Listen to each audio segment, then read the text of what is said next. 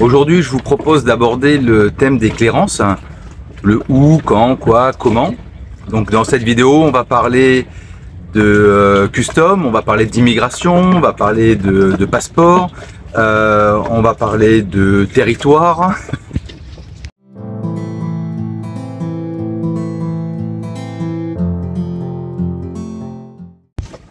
Bienvenue sur Ikigai Voyage, la chaîne où on parle de voile, de voyage et de changement de vie. Lorsqu'on voyage en bateau et qu'on va d'île en île, se pose immédiatement la question des clairances. Alors, un peu comme tout le monde, j'ai dû explorer cette notion-là parce que c'était pas quelque chose vraiment d'évident. Où est-ce qu'on fait une clairance? Qu'est-ce qu'il faut, quels sont les papiers dont on a besoin, où est-ce qu'on va faire cette clairance-là. Ça reste, on en entend beaucoup parler, mais ça reste quand même relativement mystérieux. Après, une fois qu'on l'a fait plusieurs fois, bon voilà, on a compris le système. Mais c'est vrai que avant de l'avoir fait, c'est pas forcément évident. Et puis je vois des personnes qui voyagent et qui ont un mode de fonctionnement vis-à-vis des clairances que je tenterai pas, en tout cas en termes de législation, on va dire. Une des traductions, pour commencer par quelque part, une des traductions du mot clairance, c'est autorisation.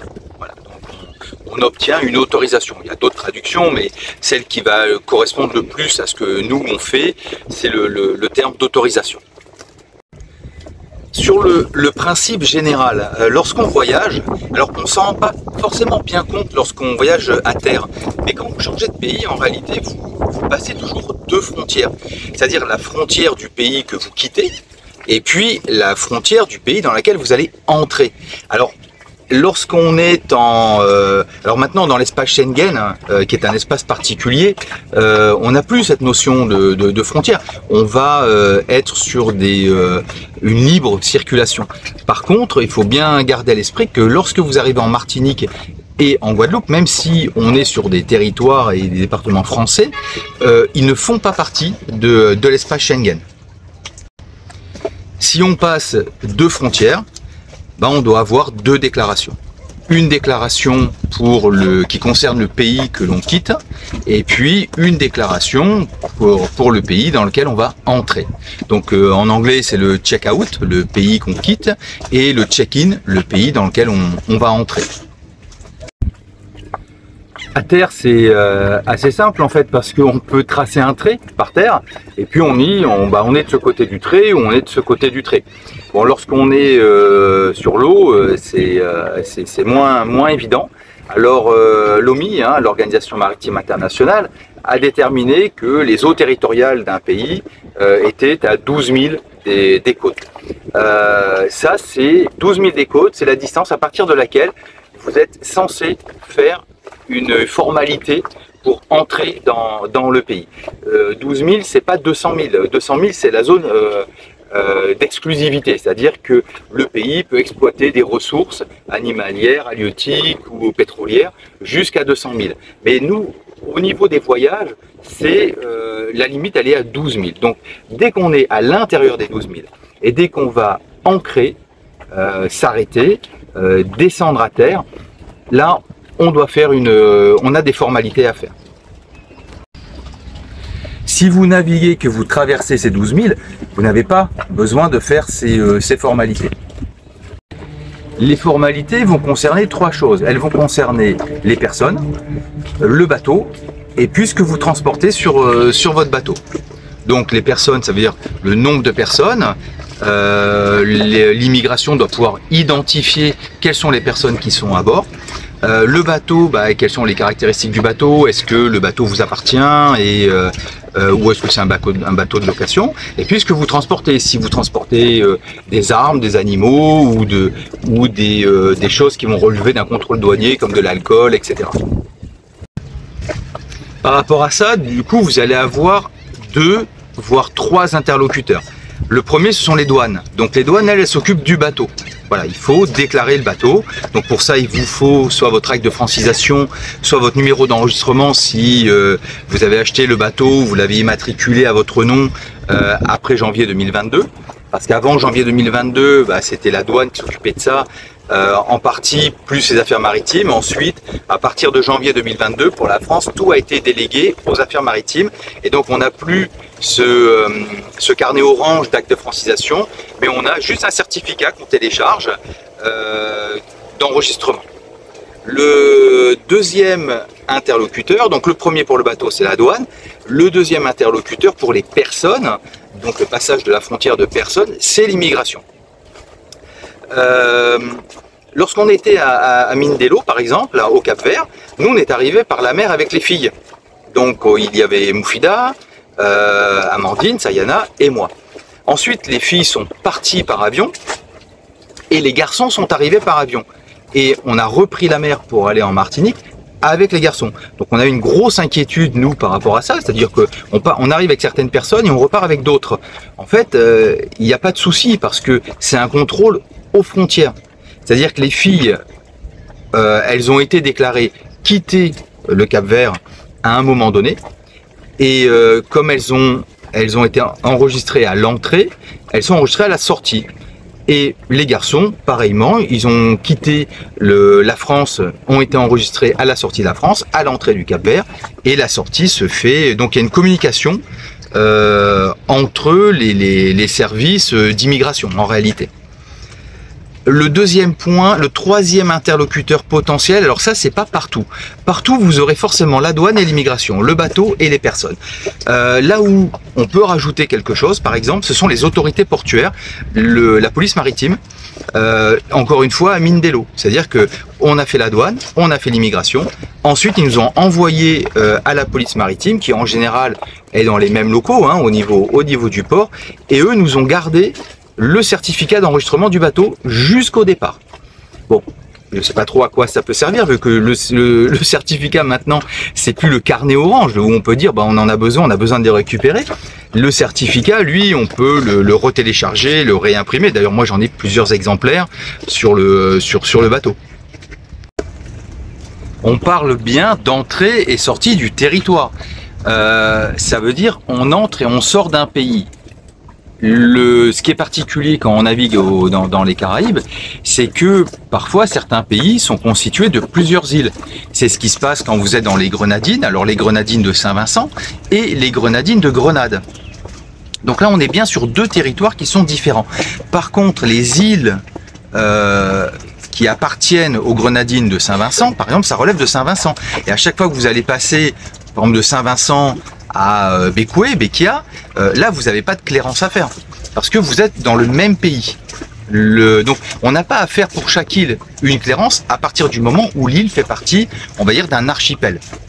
C'est vraiment cette notion de changer de territoire, changer de pays. Alors faites attention parce que c'est pas forcément clair. Moi je le vois par exemple sur le bloc marine. À un moment donné, le passage des Grenadines, il y a bien les Grenadines de Saint-Vincent d'un côté et les Grenadines de Grenade de l'autre côté. Lorsque vous arrivez dans un pays, dans un territoire, vous allez avoir des ports sur le pays et certains d'entre eux sont ce que l'on appelle des ports d'entrée. C'est-à-dire que sont des ports dans lesquels vous allez faire les formalités. Donc tous les ports ne sont pas des ports d'entrée, mais les ports d'entrée sont aussi des ports de sortie au final parce que c'est dans ces ports-là qu'on a regroupé, que les autorités ont regroupé la douane, l'immigration ou les autorités portuaires, la police du port. Parfois, les autorités nationales ont délégué la compétence à des ships, à des magasins, à des points. Alors en Martinique, par exemple, et en France, vous avez des points France Service. Donc c'est super intéressant parce que c'est ce que vous avez à Arlesbourg, par exemple. Vous avez un ordinateur avec vous avez un lieu qui accueille du public pour faire tout un tas de formalités administratives. Vous avez des photocopieurs, vous avez des ordinateurs. Et alors chaque chose est payante, mais c'est au prix d'une photocopie, hein, c'est pas très cher. Et puis surtout, vous pouvez faire vos formalités de clairance à ces endroits-là. Donc les formalités de clairance ne se font pas nécessairement dans des bureaux de douane ou des bureaux d'immigration. Alors pour la Martinique, vous avez un petit recueil, un petit annuaire qui s'appelle Tiponton, que vous trouvez chez tous les chips. Et vous pouvez aussi trouver sur internet. Et là vous avez tous les lieux, y compris les snacks, où vous pouvez faire ces formalités. Vous allez retrouver aussi les lieux pour... une des grandes questions en fait qu'on se pose, c'est mais concrètement où je vais pour faire mes déclarations, mes clairances. Alors le plus simple, c'est lorsque vous arrivez, que vous êtes sur un bureau de douane et que vous faites votre check-in, demandez par exemple, c'est ce que j'ai fait quand on est arrivé à Sainte-Lucie, à Rodney Bay, donc c'est tout au nord de Sainte-Lucie. On avait quitté la Martinique. Je leur ai demandé, ok, moi je vais traverser, je vais me faire plusieurs stops à Sainte-Lucie, ça va me prendre plusieurs jours. Quels sont les ports et quels sont les lieux où je peux faire mon check-out pour partir? Et eux, ils le savent. Ils vont vous dire, bah, vous pouvez faire votre check-out ici, ici, ici. Et ils savent même si vous allez par exemple à Saint-Vincent après, ils sont capables de vous dire, bah, si vous allez à Saint-Vincent, votre check-in, il va être là ou il va être là. Ça, c'est un moyen qui est pour moi assez simple pour le faire, mais on n'y pense pas tout le temps en fait. Des fois j'ai oublié de leur demander. Après, dans les guides nautiques, normalement vous avez ce type d'informations. Sur Noonsite aussi, le site Noonsite, que je mettrai je mettrai un lien dans la description. Voilà. À partir de là, pour la Martinique Tiponton, les offices, enfin les bureaux, des customs immigration, les guides nautiques et puis Noonsite, en général on arrive à avoir l'information. Et puis après, quand on discute avec d'autres plaisanciers aussi, souvent l'information elle circule, et puis on va vous dire, bah voilà, ici c'est plus ou moins simple, plus ou moins rapide, voilà, donc après privilégier celui-ci ou celui-là. Par exemple, lorsqu'on était à Grenade, tout au sud de Grenade, à Prix-Clibé, alors un endroit super, un mouillage vraiment sympa. Il y a un custom et un bureau où on peut faire les clairances. Simplement, alors celui-là il est noté comme bureau actif, mais lorsque vous arrivez, en fait il est fermé. Alors je sais pas s'il est fermé temporairement ou définitivement, mais voilà, c'est bien de le savoir. Et ça, nous on ne savait pas en arrivant, mais on a discuté avec d'autres personnes qui venaient juste d'arriver et on leur a transmis l'information. Donc échanger avec d'autres personnes qui font le même parcours ou qui vont faire des parcours assez proches, c'est souvent très fructueux, au-delà du fait de tisser des amitiés et puis de faire du lien et des rencontres vraiment sympas. C'est important en termes d'échange d'informations. En tout cas nous, ça fait partie des sources d'informations qu'on ne va pas négliger. Un dernier point par rapport au où, vous pouvez faire vos démarches de clairance dans les aéroports, parce que ce sont simplement des points de contrôle aux frontières. Et c'est pas parce qu'on est en bateau qu'on ne peut pas faire ces démarches à l'aéroport. Lorsqu'on a quitté Union pour ensuite donc qui fait partie, qui est la dernière île au sud des Grenadines de Saint-Vincent, pour partir à Carriacou, qui est la première île qu'on va rencontrer dans les Grenadines de Grenade. Donc là on passe de Saint-Vincent à Grenade. On a fait notre clairance, notre check-out à Clifton, donc c'est l'endroit en général où on va le faire, donc qui est au nord de l'île, au nord-est de l'île. Et certaines personnes ont été renvoyées par l'office à l'aéroport. Voilà. Nous on a eu de la chance, on est passé au travers, on faisait notre check-out, mais eux ont dû partir à l'aéroport pour faire leur démarche. Alors concernant les papiers, je vais le faire un peu dans l'ordre dans lequel on le fait lorsqu'on fait notre check-in. On passe d'abord aux douanes. Avant de passer à l'immigration, on passe aux douanes. Et là c'est contrôle, on déclare l'entrée du bateau sur le territoire. Donc là il vous faut votre certificat d'enregistrement, ou anciennement pour ceux immatriculés avant janvier 2022, l'acte de francisation. Quel que soit votre pays, vous avez forcément un document qui mentionne que vous êtes le propriétaire et et que le bateau a bien été enregistré dans un pays. Alors vous avez les mêmes choses, hein, vous devez présenter les papiers du bateau, même si vous louez un bateau, hein, vous n'êtes pas exempt de cette démarche parce que vous êtes sur de la location. Le deuxième document qu'on peut vous demander, c'est l'assurance du bateau. Alors l'assurance minimum du bateau, c'est la responsabilité civile. Alors ça vaut lorsque vous êtes dans des ports. Parce que le port, il veut que le bateau soit assuré en cas de problème. La seule chose à laquelle il faut faire attention par rapport à l'assurance, c'est vos dates de validité par rapport à l'attestation d'assurance. Nous, il nous est arrivé, l'attestation est arrivée mi-décembre, en bout de validité, et lorsqu'on est arrivé, l'assurance était valable. Mais elle arrivait à échéance pendant le temps où on restait dans le port. Donc ils nous ont accepté, mais ils nous ont bien dit que dès que la nouvelle assurance arrivait au port, comment dire, on recevait la nouvelle échéance, à ce moment-là il fallait le ramener.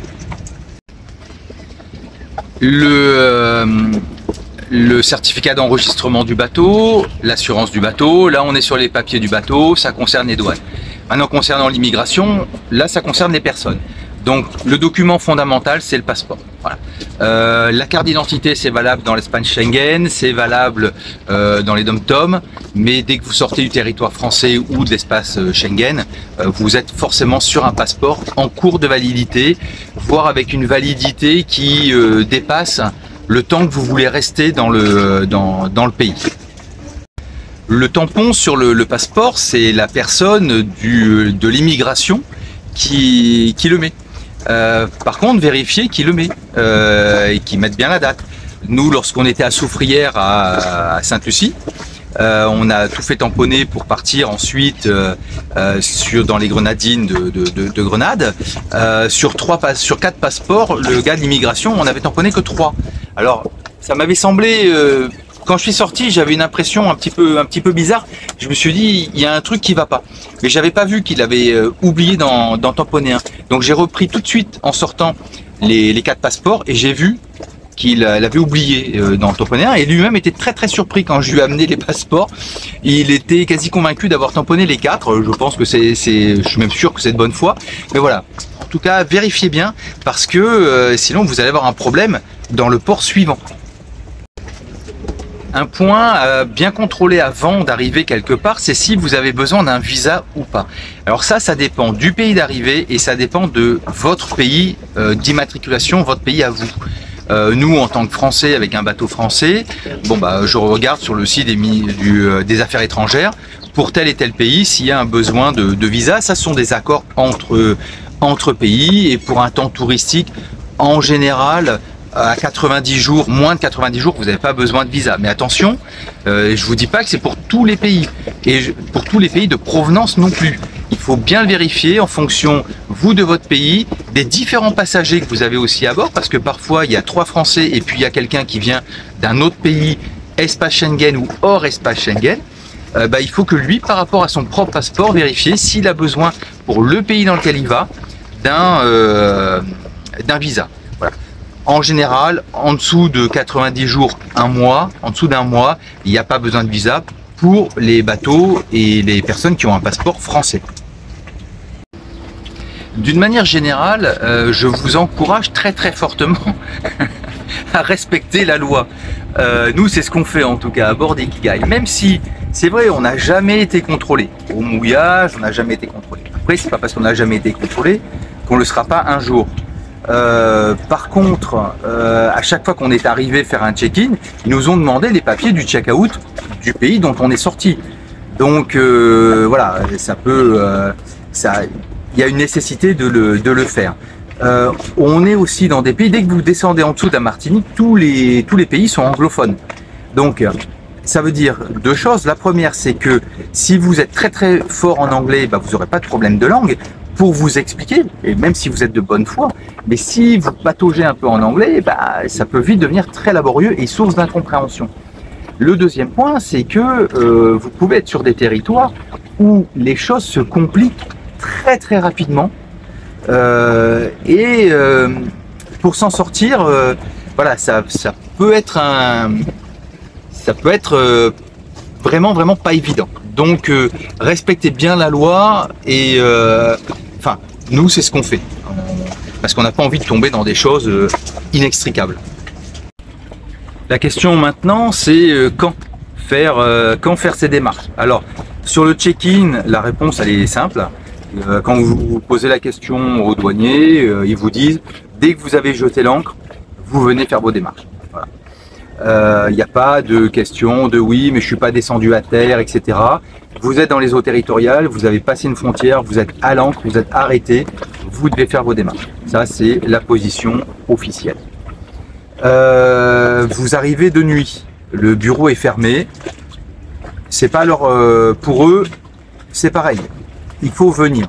Si vous venez hors horaire, ça ferme à 16 h, vous arrivez à 17 h, vous allez payer une taxe supplémentaire, ce qu'on appelle overtime, parce que vous êtes hors horaire de bureau. Pareil, si vous arrivez pendant le week-end, voilà, vous allez payer cette taxe. Il est même arrivé que si vous arriviez la nuit, que les bureaux étaient fermés, et vous arriviez le matin pour lui dire voilà, on est arrivé hier soir, il vous fasse payer quand même l'overtax, même si vous n'êtes pas hors horaire au moment où vous y allez au petit matin. Pour les autorités, vous jetez l'ancre, vous devez vous manifester et faire votre déclaration d'arrivée. Après, il peut y avoir des personnes qui vous disent oui, mais si t'es pas descendu, si tu as 24 heures, si... Faut comprendre le raisonnement des douaniers en fait et de l'immigration. La manière dont eux raisonnent, c'est vous êtes un étranger, vous êtes arrivé dans leur pays, pas de manière clandestine, mais ou de manière illégale, mais en tout cas vous êtes arrivé dans leur pays. À partir du moment où vous êtes dans les eaux territoriales, que vous êtes à l'ancre, vous êtes chez eux. Et donc il faut que vous soyez déclaré pour pouvoir rentrer. On ne se poserait pas la question dans un aéroport. C'est-à-dire que l'aéroport, vous descendez de l'avion dans le pays, vous allez repasser les douanes, et vous ne vous posez même pas la question de vous dire oui, mais si finalement, parce que vous n'allez pas rester 3 jours, une semaine dans la zone de transit juste avant le bureau. Donc voilà, eux c'est leur mode de raisonnement. Vous êtes arrivé, vous devez vous déclarer immédiatement.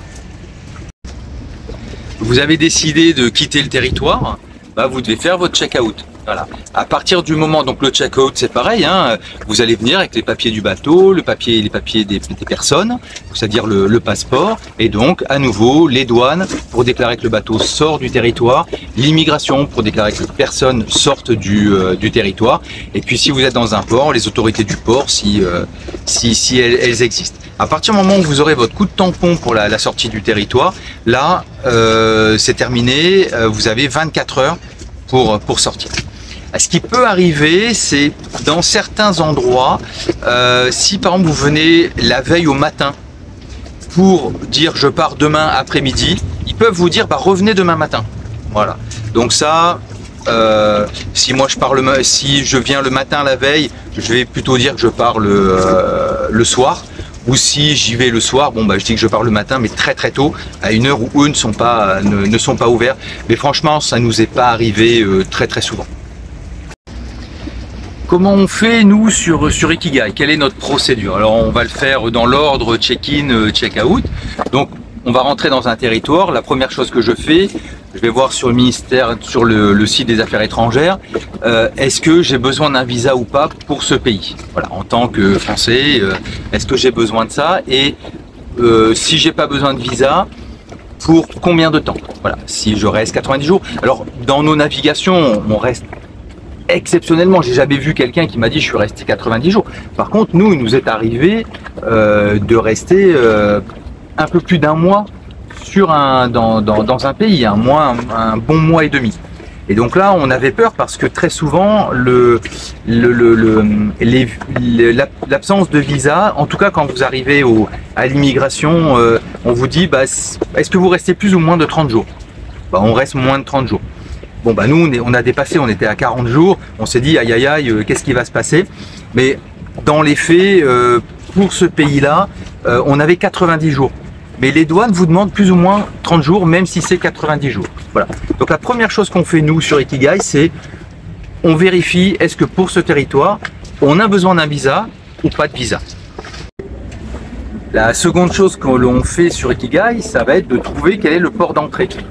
Alors le port d'entrée, c'est pas parce que vous êtes forcément au port, hein, mais vous pouvez être au mouillage. Ici on est à Békoué ou Békia, dans la baie Admiralty Bay, Port Elizabeth. Donc on est au mouillage, mais le custom immigration est ici. Donc c'est notre port d'entrée, en fait, même si on n'est pas, même si on est à l'ancre, même si on est au mouillage. Lorsque vous avez identifié votre port d'entrée, vous allez voir une fois sur place, la plupart du temps, alors je dis la plupart du temps parce que c'est pas tout le temps le cas, les douanes, l'immigration, les autorités portuaires, s'il y a lieu, sont regroupés dans le même bâtiment. Parfois, c'est pas dans le même bâtiment, donc il faut demander aux unes où vous allez trouver les autres. Quand vous arrivez aux douanes, il va falloir demander si c'est pas dans le même bâtiment ou dans quel bâtiment se trouve l'immigration, par exemple. Voilà. Donc ça nous est pas arrivé souvent parce que très souvent c'est dans le même bâtiment et très souvent c'est même dans le même bureau. Voilà, donc c'est assez rapide. Une fois, c'était à Tir El-Bé, à Kariakou, au custom. Nous, on a toujours fait check-in, check-out, douane, immigration, même endroit. Et un Français me dit, ouais, attention, c'est pas au même endroit. Il était juste avant nous. Je lui dis, bah nous, le check-in, on l'a toujours fait là, le check-out aussi, il n'y a pas eu de problème. Là, on revient pour un nouveau check-in. Ouais, mais non. Bon, bah lui, il ressort, il me dit, ouais, bah maintenant, il faut que j'aille à l'autre bout du port pour aller à l'immigration. Et ben nous, on est passé juste après lui et on a fait douane immigration au même endroit. Pourquoi? Je n'en sais rien. Je pense que je ne saurai jamais pourquoi ça s'est fait comme ça. Mais bon, voilà, ça vaut le coup aussi de toute façon, il faudra demander. Si c'est pas au même endroit, il faudra demander où est l'autre. Étape suivante. On se rend sur le site SailClear et c'est un site où vous pouvez faire toutes les déclarations check-in, check-out pour toutes les Caraïbes. Donc il est très très pratique. C'est un peu comme le site de l'ANFR pour enregistrer nos VHF, etc. Vous créez un compte et puis toutes les informations que vous allez rentrer dessus, l'identité du bateau, les caractéristiques du bateau, l'identité des passagers, même si ce sont des passagers pour des voyages différents, voilà, avec les numéros de passeport, etc. Tout est noté et tout est conservé. Donc c'est vraiment hyper pratique.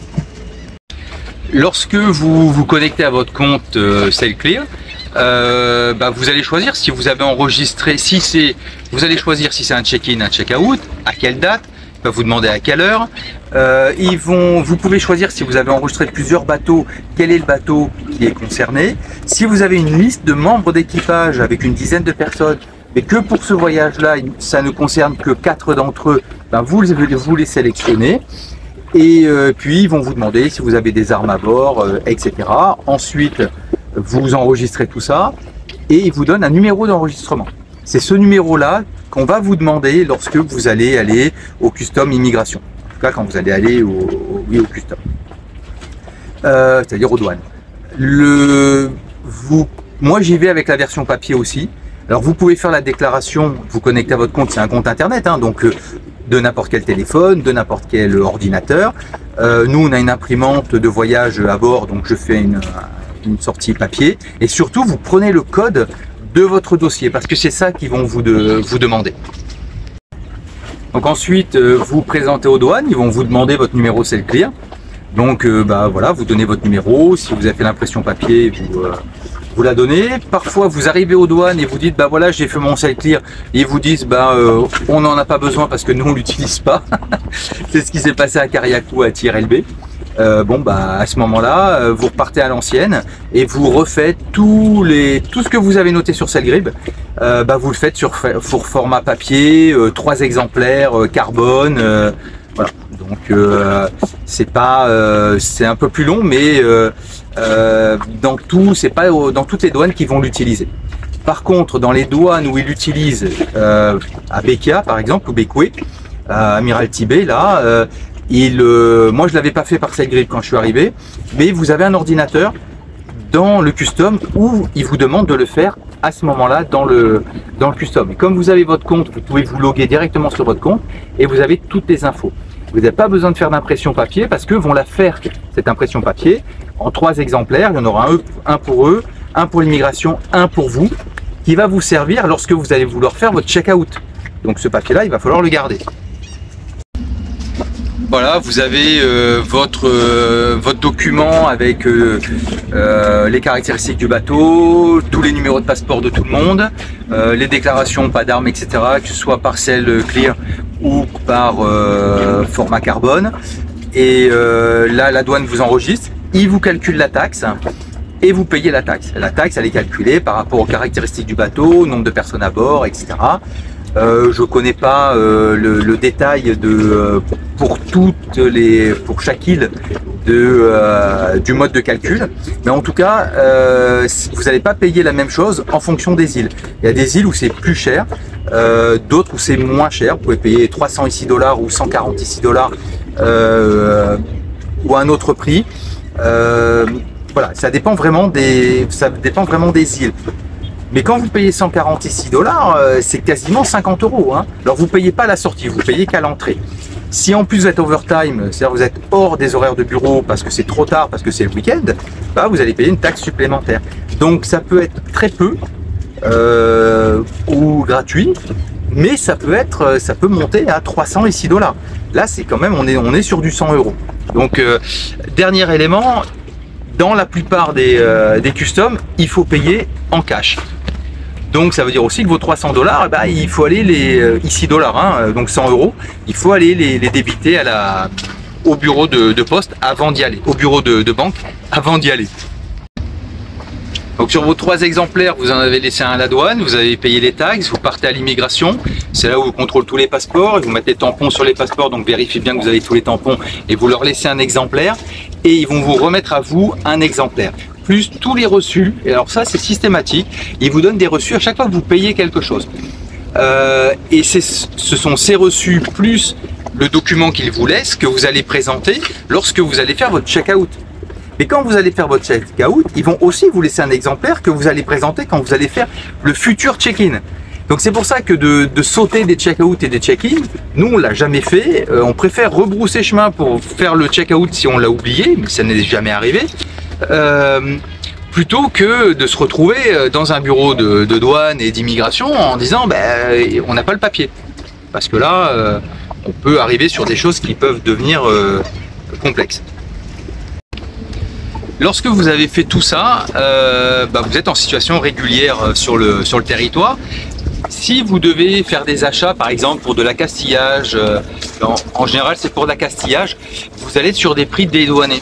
En fait, vous ne payerez pas la taxe. Par contre, pour pouvoir bénéficier d'un prix sans taxe, il vous faut les papiers du bateau, il vous faut la clairance, les papiers de la clairance comme quoi vous êtes acquitté de vos taxes, etc.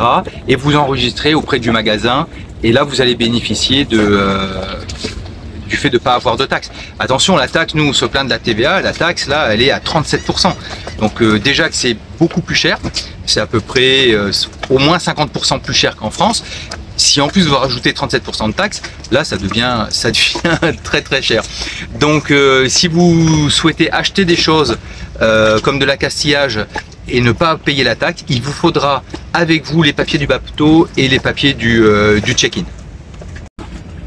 Alors, situation particulière lorsque vous sortez de l'espace Schengen, donc c'est-à-dire que de la France à l'Espagne, vous n'aurez pas besoin de tampon sur le passeport, Espagne, Gibraltar non plus, Gibraltar, Canaries non plus, ça fait partie de l'Espagne. Par contre, quand vous allez passer des Canaries au Cap-Vert, la question qui va se poser, c'est un tampon sur votre passeport.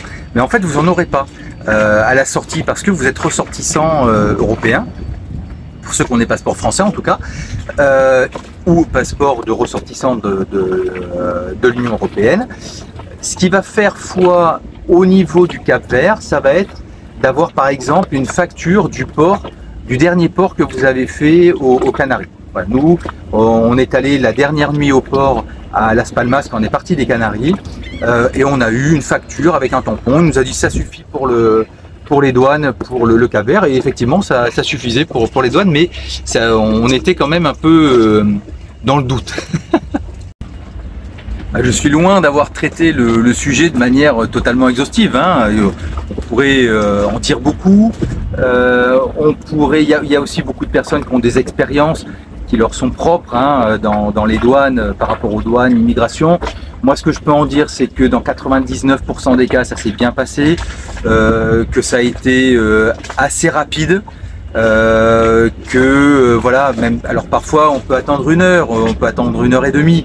J'ai jamais passé une demi-journée, mais ce n'est que mon expérience et j'entends parfaitement que d'autres sont tombés à des moments où il y avait soit beaucoup de monde, soit il y avait quelqu'un qui était tout seul, quelqu'un qui était pas dispo. Bon, voilà, moi l'expérience que j'ai, nous sur Ikigai, l'expérience qu'on en a, c'est que ça, à 98-99% du temps, ça s'est très bien passé et ça a été quand même assez rapide. Pensez à dire bonjour, à sourire. Rappelez-vous qu'ils voient passer des personnes toute la journée pour remplir mettre des coups de tampon, des personnes qui parlent pas forcément la langue correctement ou à cause des histoires d'accent, même si tout le monde parle anglais. Je dis pas que tout le monde parle anglais, mais moi je parle anglais, en face il parle anglais, mais parfois on a chacun des accents qui font que la communication n'est pas forcément aisée. Bon, voilà, c'est à prendre en considération aussi. Bonjour, le sourire. Et souvent, les gens des customs, des douanes, sont venus m'aider à remplir sur l'ordinateur le document du C'est Clear. Hein, donc voilà, a priori, ça se passe bien. Alors si cette vidéo vous a plu, si elle vous a intéressé, si elle vous a été utile, pensez à la liker, à la partager, à vous abonner. Et moi, je vous dis à bientôt pour une prochaine vidéo.